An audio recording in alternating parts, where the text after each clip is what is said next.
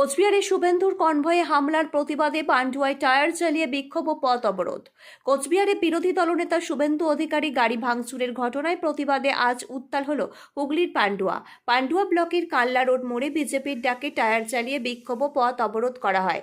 বিক্ষোভে নেতৃত্ব দেন বিজেপির হুগলি জেলার প্রাক্তন সভাপতি তুষার মজুমদার। এদিন জিটি রোড অবরোধে সামিল হন স্থানীয় বিজেপি কর্মী ও সমর্থকেরা। অভিযুক্তদের গ্রেপ্তার ও দোষীদের শাস্তির দাবিতে চলতে থাকে স্লোগান। ঘণ্টাখানেক অবরোধের ফলে যান চলাচলের বিঘ্ন ঘটে। পরে পুলিশ এসে পরিস্থিতি নিয়ন্ত্রণে আনে। Bureau report R.News।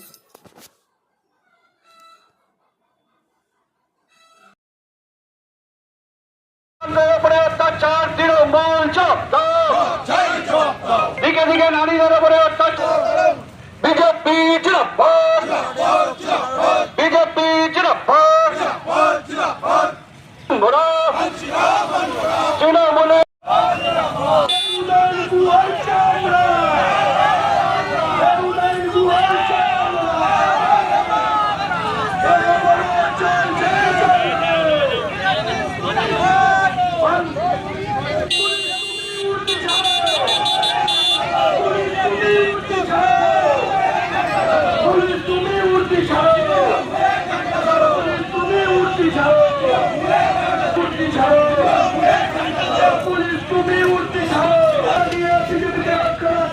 কিসের জন্য?